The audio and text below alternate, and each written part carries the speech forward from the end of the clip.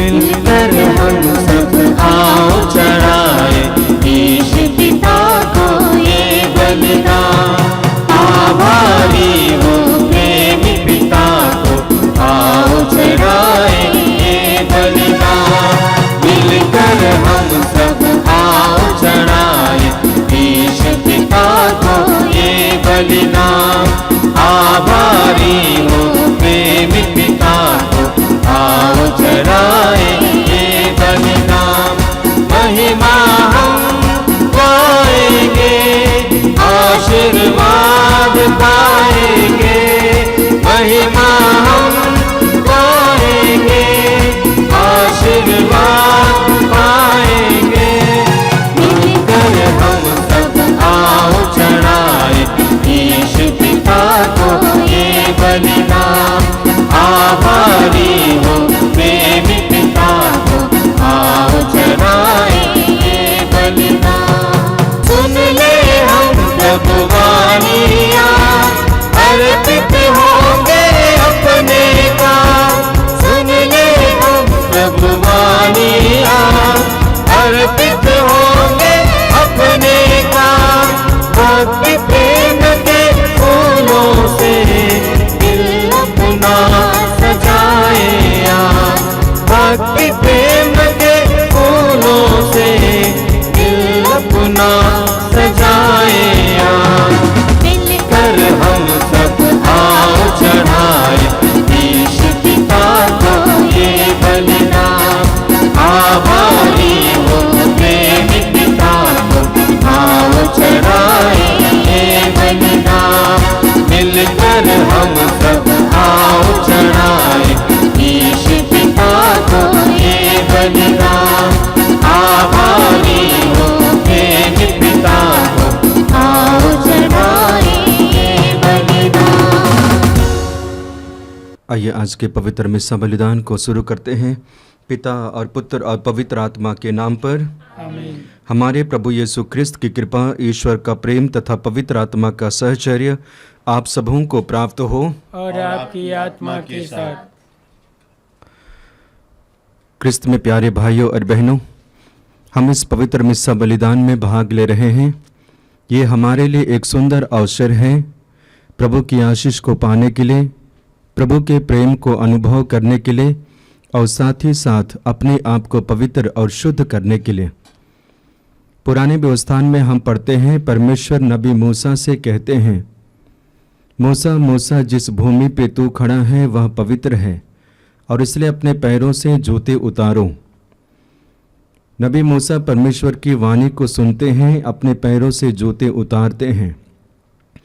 ये हमारे लिए एक प्रतीक है जब भी हम पवित्र मिस्सा बलिदान में भाग लेते हैं।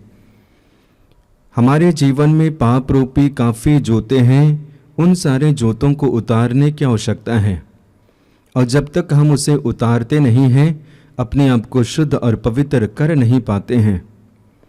तो निश्चय ही हमारे लिए अवसर है विशेष करके अपने जीवन में होने वाले पाप रूपी जूते को देखने के लिए। तो आइए हम उसे पहचानते हैं और ईश्वर की वाणी को सुनते हुए उसे अपने जीवन से दूर करें ताकि हम पवित्र और शुद्ध मन और हृदय के साथ इस पवित्र मिस्सा बलिदान में भाग ले पाएंगे। वचन में पढ़ते हैं, 99 धर्मियों की अपेक्षा जिन्हें पश्चाताप की आवश्यकता नहीं है, एक पश्चातापी पापी के लिए स्वर्ग में अधिक आनंद मनाया जाएगा जो पश्चाताप करता है। तो हम भी उस स्थान को लें, पश्चाताप करें, माफ़ी मांगें ताकि हमारे लिए भी स्वर्गीय सेना आनंद मनाएंगे। साथ ही साथ हम भी जब निष्पाप हो जाएंगे, पापों को क्षमा मिलेगी, हम आनंद मनाएंगे, खुशियां मनाएंगे। तो आइए कुछ पल हम अपनी आंखें बंद करेंगे। आंखें बंद कीजिए, हाथों को खुला रखें। अपने आप को यीशु के और ईश्वर के समीप लाइए। मन से, विचार से, कर्म से पाप किए हैं एक एक को समर्पित करते जाइए। प्रभु से कहना, प्रभु मुझ पर दया कर, यीशु मुझ पर दया कर, मेरे पापों को क्षमा कर। आइए इसी के साथ हम क्षमा याचना का गीत गाएंगे। प्रभुवर हम पर दया करो, दया करो प्रभु दया करो, प्रभुवर हम पर दया करो, दया करो प्रभु दया करो। हम हैं पापी द्वार खड़े, दूर कर दो पाप हमारे। हम हैं पापी द्वार खड़े, दूर कर दो पाप हमारे, दूर कर दो पाप हमारे। प्रभुवर हम पर दया करो, दया करो प्रभु दया करो, प्रभुवर हम पर दया करो, दया करो प्रभु दया करो, दया करो प्रभु दया करो, दया करो प्रभु दया करो। सर्वशक्तिमान ईश्वर हम लोगों पर दया करे और हमारे पाप क्षमा कर हमको अनंत जीवन प्रदान करे। आमीन। आइए बड़ी खुशी आनंद के साथ मंगल गान गाएंगे। महिमा महिमा प्रभु तेरी महिमा हो, ऊंचे आकाश में महिमा हो, महिमा हो, महिमा महिमा प्रभु तेरी महिमा हो, ऊंचे आकाश में महिमा हो, महिमा हो। करता हृदय प्रशंसा तेरी, आराधना जग में तेरी, करता हृदय प्रशंसा तेरी, आराधना हो जग में तेरी। तू महान शक्तिमान, गाते हम सब महिमा तेरी, महिमा प्रभु तेरी महिमा हो, ऊंचे आकाश में महिमा हो, महिमा हो, महिमा महिमा प्रभु तेरी महिमा हो, ऊंचे आकाश में महिमा हो, महिमा हो। ईश पिता का तू एकलौता, हम सबके पापों को हरता।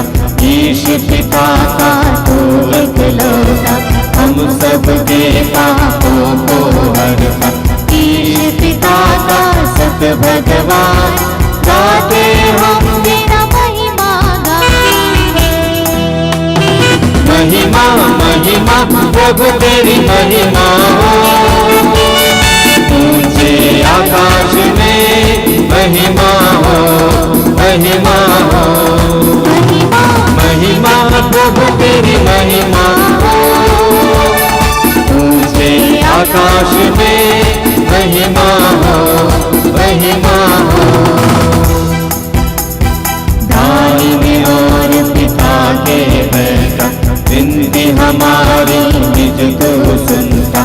दाहिने और पिता के बैठा, विनती हमारी निज को सुनता। दया करो हे प्रभु भगवान, गाते हम तेरा महिमा गाते।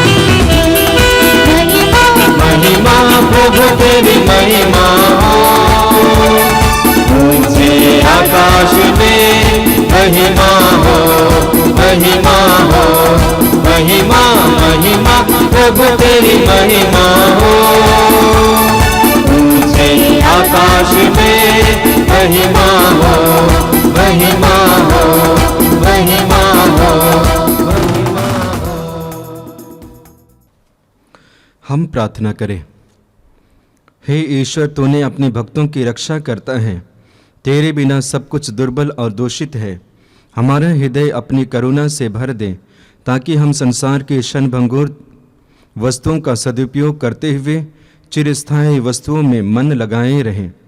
यह वर दे हमारे प्रभु तेरे पुत्र यीशु क्रिस्त के द्वारा, जो तेरे तथा पवित्र आत्मा के संग एक ईश्वर होकर युगानुयुग जीते रहते और राज्य करते हैं। आमीन।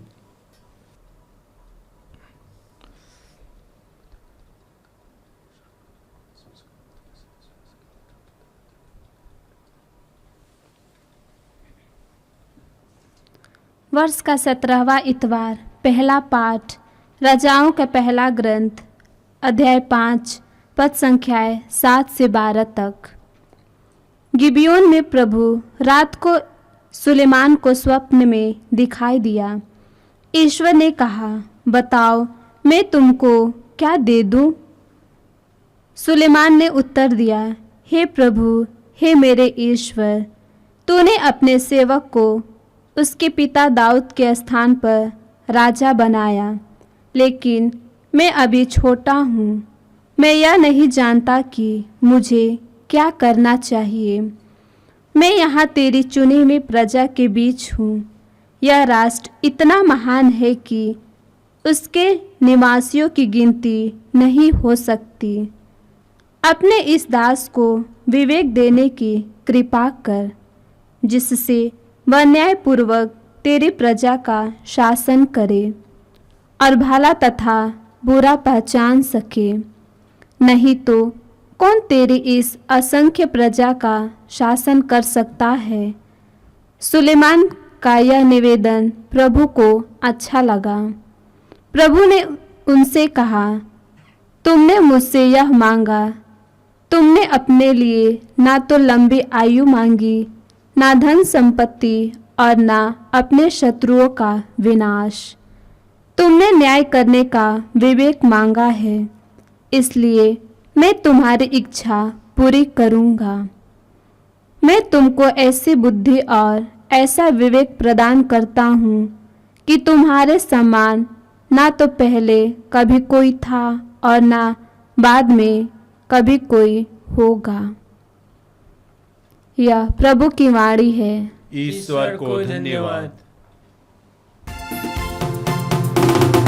राजा यीशु जय बोलो प्यारो, राजा यीशु जय बोलो, राजा यीशु जय बोलो प्यारो, राजा यीशु जय बोलो, जय बोलो, जय बोलो, जय बोलो, जय बोलो, राजा यीशु जय बोलो प्यारे, राजा यीशु जय बोलो, राजा यीशु जय बोलो प्यारो, राजा यीशु जय बोलो। हे पिता तेरी महिमा, हे पिता तेरी महिमा, राजा यीशु जय बोलो प्यारो, राजा यीशु जय बोलो, यीशु जय बोलो प्यारो, राजा यीशु जय बोलो। हे यीशु तेरी महिमा, हे यीशु तेरी महिमा, राजा यीशु जय बोलो प्यारो, राजा यीशु जय बोलो। हे आत्मा तेरी महिमा, हे आत्मा तेरी महिमा, राजा यीशु जय बोलो प्यारो, राजा यीशु जय बोलो, राजा यीशु जय बोलो प्यारो, राजा यीशु जय बोलो, जय बोलो, जय बोलो, जय बोलो, जय बोलो, जय बोलो, जय बोलो, जय बोलो, जय बोलो। दूसरा पाठ रोमियों के नाम संत पौलुस का पत्र अध्याय 8 पद संख्याएं 28 से 30। हम जानते हैं कि जो लोग ईश्वर को प्यार करते हैं और उनके विधान के अनुसार बुलाए गए हैं, ईश्वर उनके कल्याण के लिए सभी बातों में उनकी सहायता करता है, क्योंकि ईश्वर ने निश्चित किया कि उन्हें पहले से अपना समझ लिया है। वे उनके पुत्र के प्रतिरूप बनाए जाएं। जिससे उसका पुत्र इस प्रकार बहुत से भाइयों का पहलौठा हो। उसने जिन्हें पहले से निश्चित किया उन्हें बुलाया भी, जिन्हें बुलाया उन्हें पाप से मुक्त किया, और जिन्हें पाप से मुक्त किया उन्हें महिमान्वित भी किया। यह प्रभु की वाणी है। ईश्वर को धन्यवाद।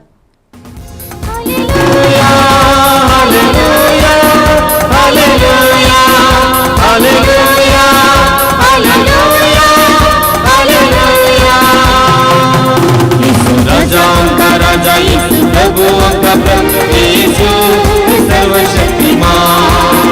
यीशु राजाओं का राजा यीशु, प्रभुओं का प्रभु यीशु सर्वशक्तिमान। हालेलुया हालेलुया हालेलुया हालेलुया हालेलुया हालेलुया। प्रभु आप लोगों के साथ हो और आपकी आत्मा के साथ। संत मत्ती के अनुसार आज का पवित्र सुसमाचार। हे प्रभु तेरी महिमा हो। अध्याय 13 वाक्यांश 44 से 52 तक। वह अपना सब कुछ बेचकर उस खेत को खरीद लेता है। यीशु ने अपने शिष्यों से कहा, स्वर्ग का राज्य खेत में छिपे हुए खजाने के सदृश है, जिसे कोई मनुष्य पाता है और दोबारा छिपा देता है।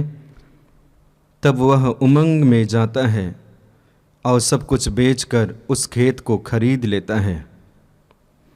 फिर स्वर्ग का राज्य उत्तम मोती खोजने वाले व्यापारी के सदृश है।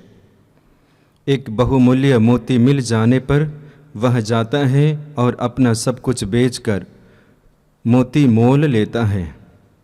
फिर स्वर्ग का राज्य समुद्र में डाले हुए जाल के सदृश है, जो हर तरह की मछलियां बटोर लेता है। जाल के भर जाने पर मछुए किनारे खींच लेते हैं। तब वे बैठकर अच्छी मछलियां चुन चुन कर बर्तनों में जमा करते हैं और रद्दी मछलियां फेंक देते हैं। संसार के अंत में ऐसा ही होगा। स्वर्गदूत जाकर धर्मियों में से दुष्टों को अलग करेंगे और उन्हें आग के कुंड में झोंक देंगे। वे वहां रोएंगे और दांत पीसते रहेंगे। क्या तुम लोग ये सब बातें समझ गए हो? शिष्यों ने उत्तर दिया, जी हाँ। यीशु ने उनसे कहा, प्रत्येक शास्त्री जो स्वर्ग के राज्य के विषय में शिक्षा पा चुका है, उस गृहस्था के सदृश है जो अपने खजाने में से नई और पुरानी चीज़ें निकालता है। यह प्रभु का दिव्य सुसमाचार है। हे क्रिस्त तेरी स्तुति हो। क्रिस्त में प्यारे भाइयों और बहनों, आज माता कलीसिया हमें 3 पाठों पर मनन चिंतन करने के लिए आह्वान करती है और तीनों पाठों के माध्यम से प्रभु हमें स्पर्श करते हैं, संदेश देते हैं और हमारे जीवन को बदलने के लिए विशेष रूप से हस्तक्षेप करते हैं। आज के पहले पाठ में हम सुनेंगे जो राजाओं का पहला ग्रंथ से लिया गया है। वहाँ पे विशेष रूप से हम ईश्वर और राजा सुलेमान के बारे में पढ़ते हैं। राजा सुलेमान राजा बन जाते हैं। बनने के बाद में परमेश्वर दर्शन में दिखाई देते हैं और कहते हैं, मैं तुम्हारे लिए क्या दूं। राजा सुलेमान अपनी परिस्थिति को जानते हैं, अपनी कमजोरी को जानते हैं और विशेष करके यह भी जानते हैं कि ईश्वर की जनता इतनी बड़ी है और ईश्वर का राष्ट्र इतना बड़ा है और उस राष्ट्र और उस जनता का राजा बनना इतना आसान नहीं है। राजा सुलेमान यह भी कहते हैं, देखो मैं बालक मात्र हूँ, मुझे पता नहीं कि जनता को कैसे सही दिशा में ले लिया जाता है और मुझे यह भी पता नहीं है कि अच्छाई क्या है, बुराई क्या है। और इसलिए प्रभु से कहते हैं, मेरे प्रभु मेरे ईश्वर, मुझे विवेक दीजिए, मुझे प्रज्ञा दीजिए, मुझे बुद्धि दीजिए, ताकि मैं तेरी प्रजा को अच्छी तरह चला पाऊँ, शासन कर पाऊँ। परमेश्वर राजा सुलेमान की इस मांग को सुनने के बाद में अत्यंत प्रसन्न होते हैं। क्योंकि राजा सुलेमान ने नहीं मांगा कि उनकी उम्र बढ़े, उन्होंने नहीं मांगा कि उनकी संपत्ति बढ़े, उन्होंने नहीं मांगा कि उनके लिए विशाल राष्ट्र मिले, बल्कि उन्होंने मांगा बुद्धि मिले, प्रज्ञा मिले, विवेक मिले, ताकि राजा सुलेमान सही को सही बोले, गलत को गलत बोले। और अंत में हम देखते हैं परमेश्वर उनकी इच्छा को पूरी करते हैं और संसार में सबसे तेज तरार बुद्धि और प्रज्ञा विवेक से भरा हुआ व्यक्ति बनाते हैं। ईश्वर राजा सुलेमान से यह भी कहते हैं, तुमसे बढ़कर और कोई नहीं होगा और नहीं हुआ है, आने वाला समय में भी नहीं होगा। ये वादा परमेश्वर राजा सुलेमान से करते हैं। क्रिस्त में प्यारे भाइयों और बहनों, प्रथम पाठ के द्वारा ये घटना हमारे सामने में पेश की गई है, लेकिन इसके द्वारा हमारे लिए संदेश भी है। व्यक्तिगत रूप से हम संदेश ले सकते हैं। पहला संदेश यह है, परमेश्वर हमसे पूछते हैं जैसे राजा सुलेमान से पूछा, मैं तुम्हारे लिए क्या करूं? बाइबल में हम देखते हैं काफ़ी जगह पे परमेश्वर स्वयं पूछते हैं कि मैं तुम्हारे लिए क्या दूं, मैं तुम्हारे लिए क्या करूं। और इसको हम पुराने व्यवस्थान में पढ़ते हैं और एक सुंदर उदाहरण आज ही के पाठों में सुने हैं। परमेश्वर राजा सुलेमान से कहते हैं, मैं तुम्हारे लिए क्या करूं, मैं तुम्हारे लिए क्या दूं। इसी तरह नए व्यवस्थान में हम देखेंगे प्रभु यीशु मसीह राह चलते हैं, राह चलते चलते वे अंधे व्यक्तियों की आवाज़ को सुनते हैं और सुनने के बाद रुक जाते हैं। रुकने के बाद में यीशु उनके करीब आते हैं। तब यीशु उनसे प्रश्न कहते हैं, बोलो मैं तुम्हारे लिए क्या करूं, मैं तुम्हारे लिए क्या करूं। तब वे कहते हैं, प्रभु यदि आप चाहें तो हम देख सकते हैं। इस तरह से बाइबल के द्वारा हमारे लिए संदेश प्राप्त होते हैं। परमेश्वर हमारे लिए और हमारे जीवन में करने के लिए तत्पर और तैयार है, हमें देने के लिए तैयार है, देते हैं, लेकिन हम क्या मांगते हैं उसे जानने की आवश्यकता है।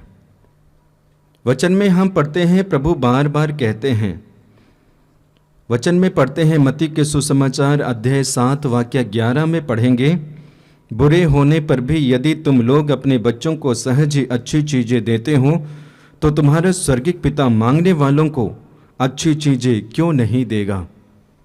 जब आपसे कोई मांगते हैं, अच्छी अच्छी चीज़ें प्रबंध करते हैं, देते हैं, तो क्या परमेश्वर आपसे बढ़कर नहीं देंगे? जरूर देंगे, लेकिन बस मांगते हैं वो क्या है, पाना चाहते हैं वो क्या है। क्या राजा सुलेमान की तरह अच्छी चीज़ें मांगना चाहते हैं? बुद्धि है, प्रज्ञा है, विवेक है। आज के संसार में देखा जाए तो हमारे लिए सबसे आवश्यक चीज़ें क्या है? यही बुद्धि है, प्रज्ञा है, विवेक है। आज हमें विवेक वाला व्यक्ति होना है, बुद्धि से भरा हुआ व्यक्ति होना है, ताकि हम सत्य सत्य को सत्य कह पाएं, बुराई को बुराई कह पाएं। और इस तरह से असत्य जहाँ जहाँ फैला हुआ है, बुराई जहाँ कहीं भी फैली हुई है, वहीं पे रहते हुए भी हम सत्य को प्रमाण दे पाएं। अक्सर हमारे साथ में क्या होता है, सांसारिक और असत्य के द्वारा खिंचाव हो जाता है, उससे हमारा लगाव बन जाता है और बाहर नहीं आ पाते हैं। लेकिन हमें राजा सुलेमान की तरह चयन करना है। मुझे संपत्ति नहीं, मुझे नाम नहीं, मुझे कार्य नहीं, मुझे बाकी चीज़ें नहीं, मुझे बाकी लोग नहीं, बस विवेक चाहिए, विवेक चाहिए। याद रखिए, जब आप विवेक पा जाएंगे, संसार में सबसे ऊंचे व्यक्ति और ऊंचे दर्जे वाले व्यक्ति के गिनती में आप आएंगे। और आज राजा सुलेमान के रिकॉर्ड को शायद ही लोग तोड़े होंगे और आने वाले समय में शायद ही लोग तोड़ेंगे, अन्यथा नहीं। क्यों? क्योंकि परमेश्वर ने वो वरदान दिया है। तो पहले पाठ के द्वारा हमारे लिए संदेश क्या है? परमेश्वर देने के लिए तैयार है, लेकिन हम मांगते क्या हैं? अक्सर हमारे जीवन में होता क्या है, हमारी शैली बदल जाती है, मांगने वाली शैली बनती है।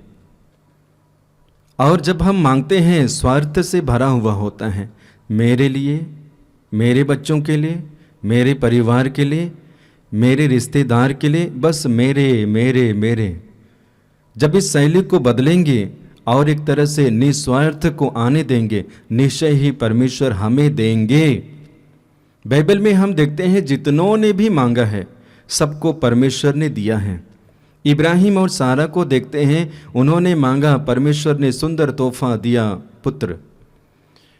इसी तरह आगे हम देखते हैं अन्ना प्रार्थना के द्वारा मांगती हैं, परमेश्वर सुंदर तोहफा देते हैं, शामिल।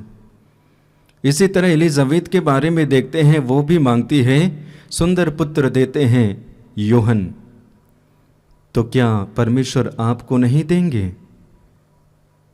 बाइबल में देखें, सुलेमान मांगते हैं, उनको मिलता है।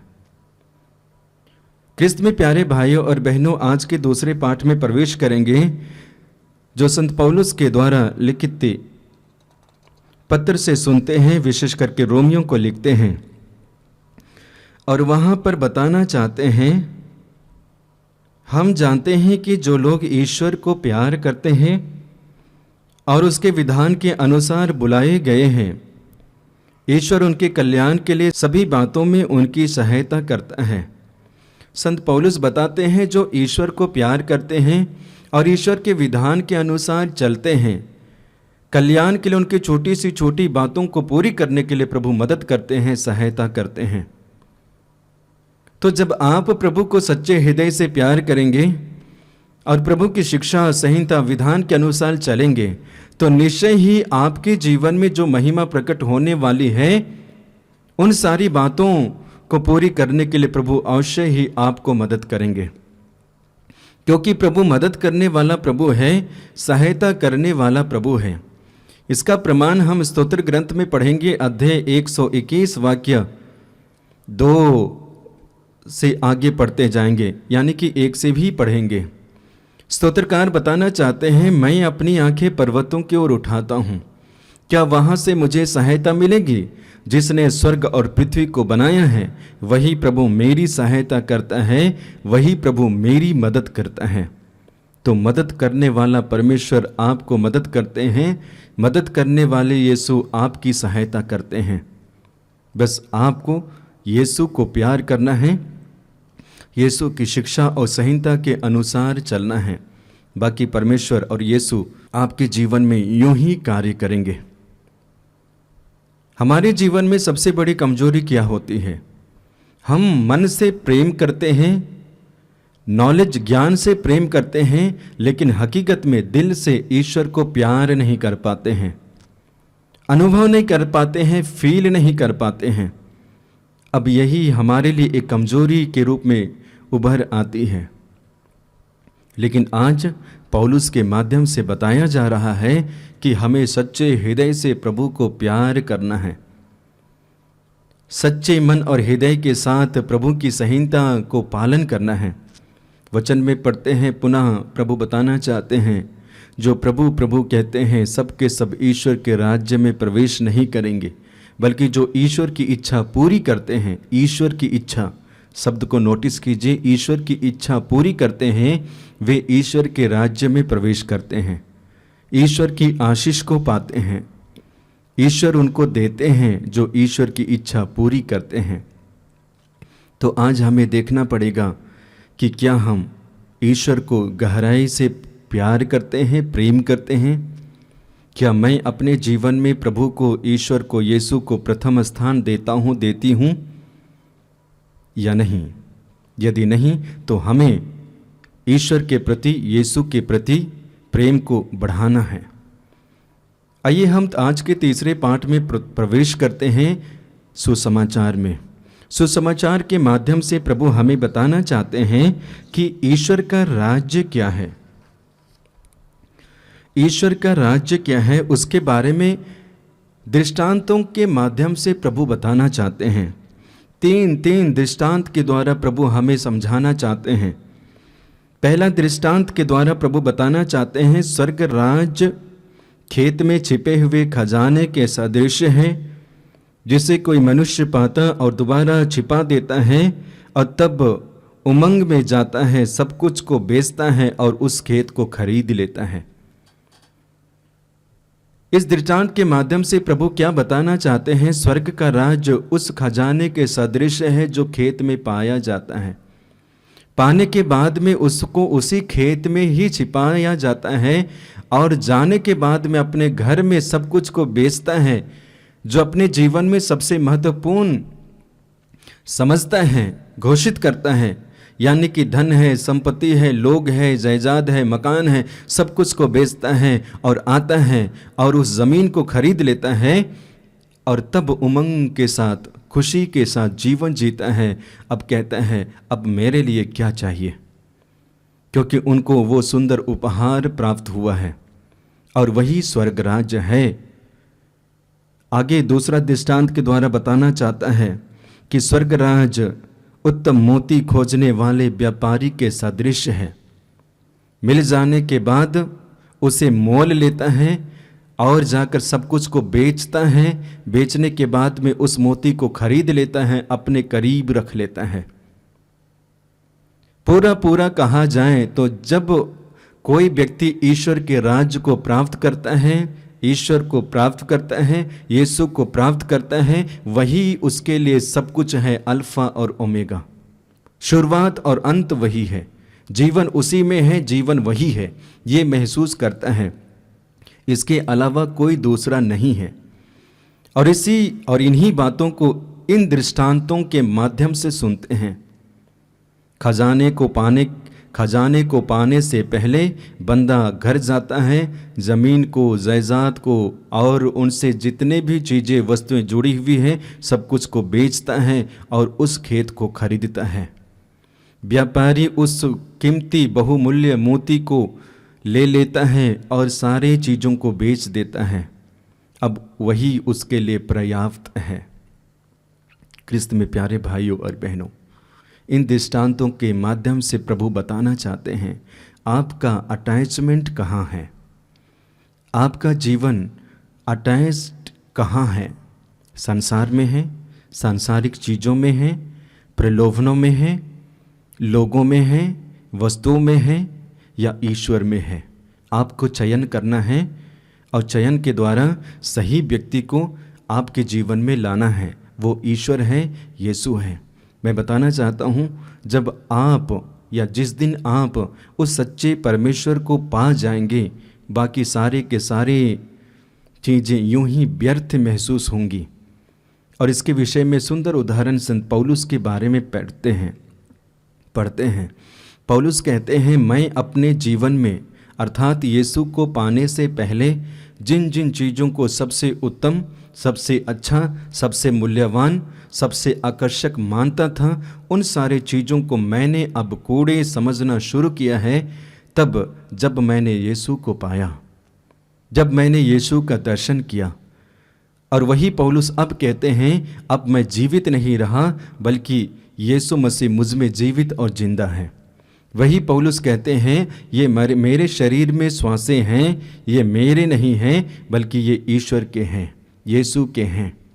तो इस तरह से बाकी अनावश्यक चीज़ें आपके जीवन से यूं ही निकल जाएंगी और आपके जीवन में सिर्फ ईश्वर और यीशु रहेंगे। आपके जीवन में सिर्फ ईश्वर और यीशु ही बसेंगे। बस एक विश्वासी के जीवन वही जीवन होना चाहिए, यीशु से भरा हुआ जीवन और यीशु से जुड़ा हुआ जीवन। आइए इसके लिए प्रार्थना करते हैं। प्रभु हमारे साथ रहे, यीशु हमारे साथ रहे। आइए हम अपने विश्वास को प्रकट करते हुए प्रेरितों का धर्मसार एक साथ बोलेंगे। मैं सर्वशक्तिमान पिता, स्वर्ग और पृथ्वी, सब दृश्य और अदृश्य वस्तुओं के सृष्टिकर्ता एक ही ईश्वर में विश्वास करता हूँ। मैं ईश्वर के इकलौते पुत्र, एक ही प्रभु यीशु ख्रिस्त में विश्वास करता हूँ, जो सभी युगों के पहले पिता से उत्पन्न है। वह ईश्वर से उत्पन्न ईश्वर, प्रकाश से उत्पन्न प्रकाश, सच्चे ईश्वर से उत्पन्न सच्चा ईश्वर है। वह बनाया हुआ नहीं, बल्कि उत्पन्न हुआ है। वह पिता के साथ एक तत्व है, उसी के द्वारा सब कुछ सृष्ट हुआ। वह हम मनुष्यों के लिए और हमारी मुक्ति के लिए स्वर्ग से उतरा और पवित्र आत्मा के द्वारा कुंवारी मरियम से देह धारण कर मनुष्य बना। उसने पोंतुस पिलातुस के समय दुख भोगा, वह हमारे लिए क्रूस पर ठोका गया, वह मर गया और दफनाया गया, और धर्म ग्रंथ के अनुसार तीसरे दिन फिर से जी उठा। वह स्वर्ग में आरोहित हुआ और पिता के दाहिने विराजमान है। वह जीवितों और मृतकों का न्याय करने महिमा के साथ फिर आएगा, और उसके राज्य का कभी अंत नहीं होगा। मैं पवित्र आत्मा में विश्वास करता हूँ, वह प्रभु और जीवन दाता है। वह पिता और पुत्र से प्रसूत होता है। पिता और पुत्र के साथ उसकी आराधना और महिमा होती है। वह नबियों के मुख से बोला है। मैं एक पवित्र कैथोलिक कलीसिया प्रेरित कलीसिया में विश्वास करता हूँ। मैं पापों की क्षमा के लिए एक ही बपतिस्मा स्वीकार करता हूँ, और मृतकों के पुनरुत्थान तथा अनंत जीवन की बाट जोता हूँ। आमीन।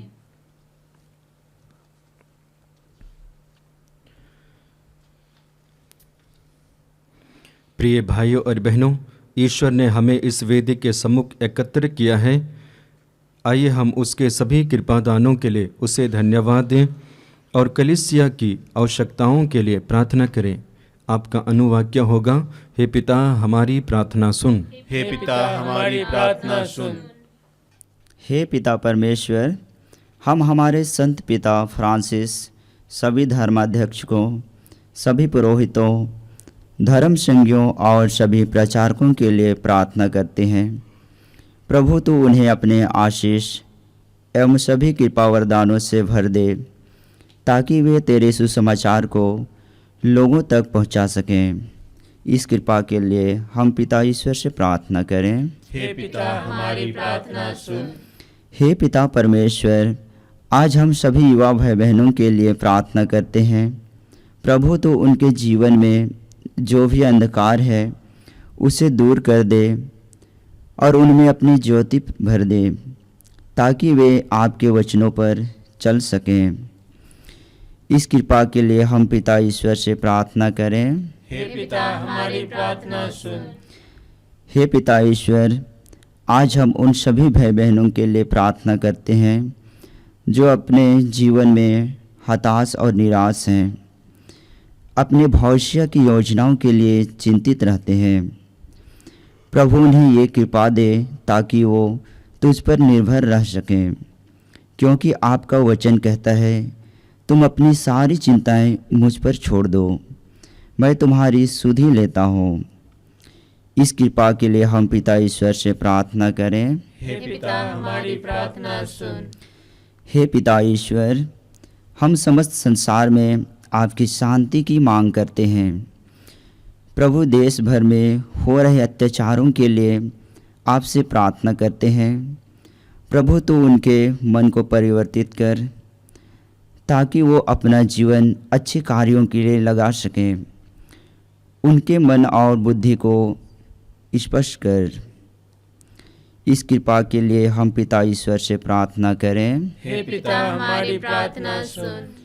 हे पिता ईश्वर, हम प्रार्थना करते हैं कि सभी रोगी जो नाना प्रकार के रोगों के कारण बिस्तर पर पड़े हुए हैं, जिनका इलाज चल रहा है, प्रभु यीशु उन्हें अपना दाहिना हाथ बढ़ाकर स्पर्श कर अपने पवित्र लहू की शक्ति से उनके घावों को भर दे, ताकि वे सुस्वस्थ होकर तेरी महिमा करें।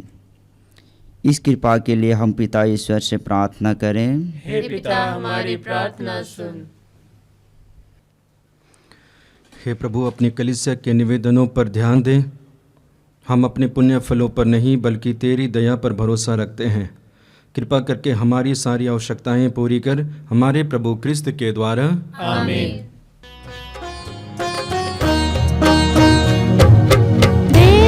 तुझे क्या उपहार, पास कुछ भी नहीं, तू हमारा है प्रभु, एक तुझ पे यकीन। दे तुझे क्या उपहार, पास कुछ भी नहीं, हमारा है प्रभु, एक तुझ पे यकीन।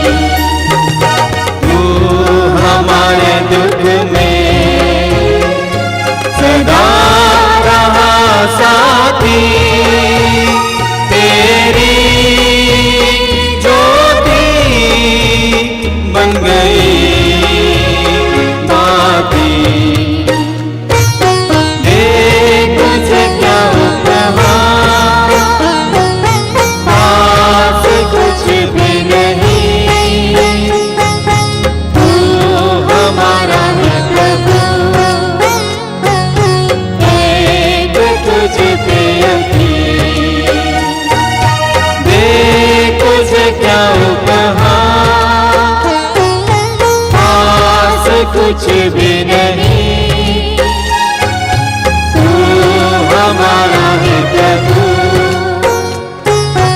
एक तुझ पे यकीन, एक तुझ पे यकीन। भाइयों और बहनों, प्रार्थना कीजिए कि सर्वशक्तिमान पिता ईश्वर मेरा और आप लोगों का यह बलिदान ग्रहण करें। प्रभु अपने नाम की स्तुति तथा महिमा के लिए और हमारे तथा अपने समस्त पवित्र कलीसिया के लाभ के लिए आपके हाथों से बलिदान स्वीकार करे। हे प्रभु, हम तुझे ये उपहार चढ़ाते हैं, इन्हें तूने ही हमें दिया है। यह परम पवित्र संस्कार तेरी कृपा के प्रभाव से हमें इस जीवन में निरंतर पवित्र करे और अनंत सुख में पहुंचा दे। हम यह प्रार्थना करते हैं अपने प्रभु क्रिस्त के द्वारा, आमीन।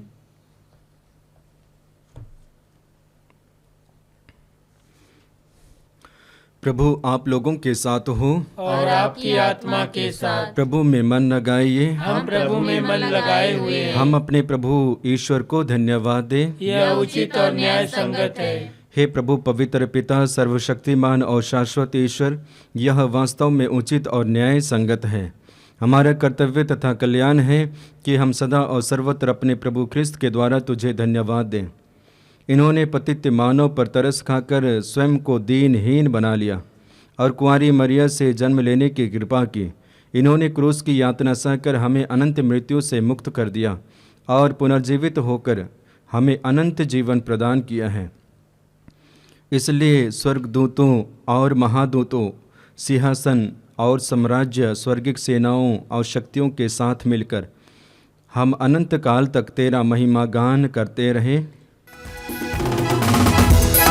पवन पवन ओ पवन पवन तेरा नाम प्रभु अति पवन पवन, पवन पवन ओ पवन पवन तेरा नाम प्रभु अति पवन पवन। स्वर्ग में दूत संग गाते हैं तेरी महिमा। स्वर्ग में दूत संग गाते हैं तेरी महिमा। जय जय प्रभु तेरी महिमा, जय जय प्रभु तेरी महिमा, जय जय प्रभु तेरी महिमा। पवन पवन ओ पवन पवन तेरा नाम प्रभु अति पवन पवन, पवन पवन ओ पवन पवन तेरा नाम प्रभु अति पवन पवन। दुनिया में हर जमन गाते हैं तेरी महिमा। दुनिया में हर जमन गाते हैं तेरी महिमा। जय जय प्रभु तेरी महिमा, जय जय प्रभु तेरी महिमा, जय जय प्रभु तेरी महिमा। पवन पवन ओ पवन पवन तेरा नाम प्रभु अति पवन पवन, पवन पवन ओ पवन पवन तेरा नाम प्रभु अति पवन पवन, पवन पवन ओ पवन पवन तेरा नाम प्रभु अति पवन पवन। पवित्र मिस्सा बलिदान के महत्वपूर्ण भाग में प्रवेश किए। आइए हम अपने आप को तैयार करें। हे प्रभु, तू वास्तव में पवित्र है, सारी पवित्रता का स्रोत है। हम तुझसे प्रार्थना करते हैं तू इन उपहारों को अपनी आत्मा के संस्पर्श से पवित्र कर दे कि ये हमारे प्रभु यीशु क्रिस्त के शरीर तथा रक्त बन जाए। जब वे स्वेच्छा से मृत्यु के लिए सौंपे गए, उन्होंने रोटी ली, तुझे धन्यवाद दिया और रोटी तोड़कर उसे अपने शिष्यों को देते हुए कहा, तुम सब इसे लो और इसमें से खाओ, क्योंकि यह मेरा शरीर है जो तुम्हारे लिए बलि चढ़ाया जाएगा।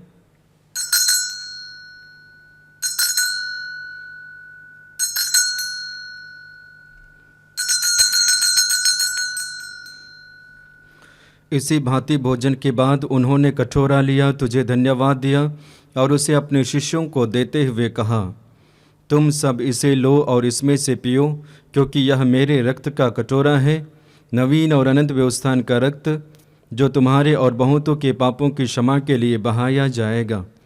तुम मेरी स्मृति में यह किया करो।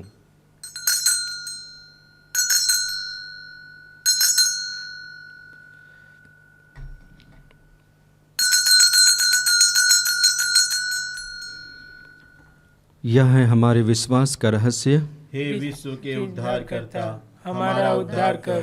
तूने अपने क्रूस तथा पुनरुत्थान द्वारा हमें मुक्त किया है। इसलिए हे प्रभु, हम ख्रिस्त की मृत्यु और पुनरुत्थान की स्मृति में तुझे जीवन की रोटी और मुक्ति का कटोरा चढ़ाते हैं। हम तुझे धन्यवाद देते हैं कि तूने हमें अपने सम्मुख उपस्थित होने और अपनी सेवा करने का सौभाग्य प्रदान किया है।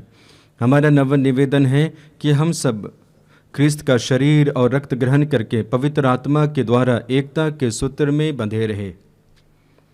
प्रभुवर हमारे संत पिता फ्रांसिस, हमारे धर्माध्यक्ष यूजिन जोसेफ और सभी याजकों के साथ विश्व भर में फैली अपनी कलीसिया की सुधीले तथा इसे प्रेम में सिद्ध बना दें।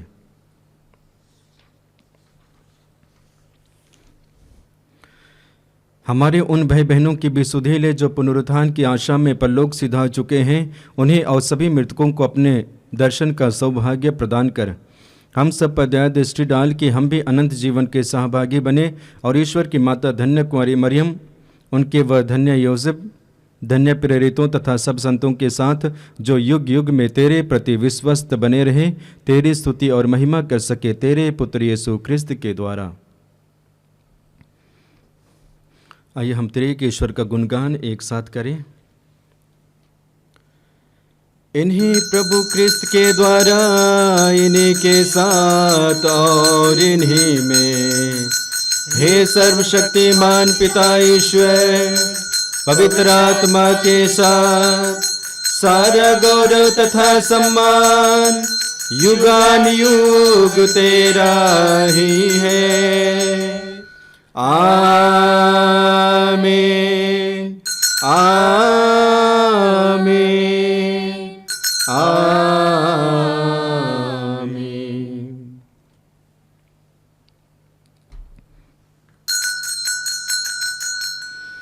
आइए हम प्रभु यीशु मसीह के द्वारा सिखाई गई उस सुंदर और शक्तिशाली प्रार्थना को एक साथ बोले। हे हमारे पिता, तू जो स्वर्ग में है, तेरा नाम पवित्र माना जाए, तेरा राज्य आवे, तेरी इच्छा जैसे स्वर्ग में है वैसे इस पृथ्वी पर भी पूरी हो। हमारा प्रतिदिन का आहार आज हमें दे और हमारे अपराध हमें क्षमा कर, जैसे हम भी अपने अपराधियों को क्षमा करते हैं, और हमें परीक्षा में ना डाल परंतु बुराई से बचा। आमीन। क्योंकि तेरा राज्य, तेरा सामर्थ्य और तेरी महिमा अनंत काल तक बनी रहती है। हे प्रभु यीशु क्रिस्त ने अपने प्रेरितों से कहा है, मैं तुम्हारे लिए शांति छोड़ जाता हूँ, अपनी शांति तुम्हें प्रदान करता हूँ। तो हमारे पापों पर नहीं, अपनी कलीसिया के विश्वास पर दृष्टि डाल और कृपा पूर्वक उसे शांति तथा एकता प्रदान कर, तो जो युगान युग जीता रहता और राज्य करता है। आमीन। प्रभु की शांति सदा आप लोगों के साथ रहे और आपकी आत्मा के साथ। आइए हम परस्पर प्रेम भाव रखें। हे ईश्वर के मेमने, तू संसार के पाप हर लेता है, हम पर दया कर। हे ईश्वर के मेमने, तू संसार के पाप हर लेता है, हम पर दया कर। हे ईश्वर के मेमने, तू संसार के पाप हर लेता है, हमें शांति प्रदान कर। देखिए, ईश्वर का मेमना जो संसार के पाप हर लेता है। धन्य है वे जो प्रभु के इस भोज में बुलाए जाते हैं। हे प्रभु, मैं इस योग्य नहीं हूँ कि तू मेरे यहाँ आए, किंतु एक ही शब्द कर दे और मेरी आत्मा चंगी हो जाएगी।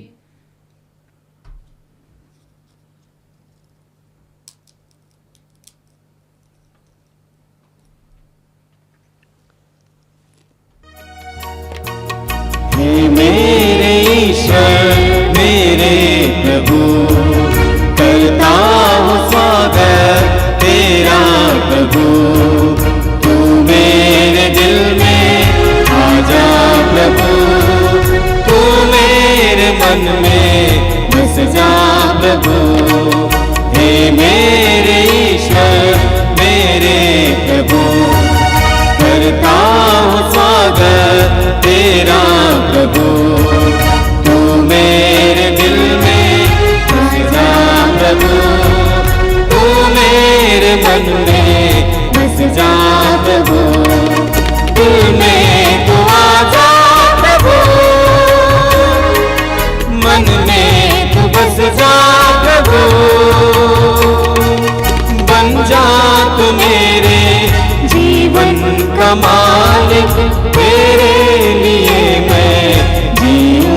सदा देता मुझे अपने मासो लहू करता तू जीवन संपूर्ण मेरा देता मुझे अपने मासो लहू करता तू जीवन संपूर्ण मेरा तू मेरे दिल में निष्दिन बसो प्रभु तू मेरे दिल में निष्दिन बसो प्रभु मैं तेरे तू मेरे बन जाए भी मैं तेरे तू मेरे बन जाए भी हे मेरे ईश्वर मेरे प्रभु करता हूँ स्वागत तेरा प्रभु तू मेरे दिल में आ जा प्रभु तू मेरे मन में बस जा प्रभु तू मेरे मन में बस जा प्रभु तू मेरे मन में बस जा प्रभु। हम प्रार्थना करें। हे प्रभु, हमने तेरे पुत्र के दुख भोग की अमर स्मृति का यह दिव्य संस्कार ग्रहण किया है। उन्होंने अगाध प्रेम से प्रेरित होकर हमें यह संस्कार दिया है। यह हमें मुक्ति प्रदान करे। यह प्रार्थना स्वीकार कर हमारे प्रभु क्रिस्त के द्वारा आमीन। प्रभु आप लोगों के साथ हो और आपकी आत्मा के साथ। सर्वशक्तिमान ईश्वर पिता और पुत्र और पवित्र आत्मा आप सबों को आशीर्वाद प्रदान करें। आमीन। आप लोग भी डाले क्रिस्त की ज्योति जलाए। ईश्वर को धन्यवाद।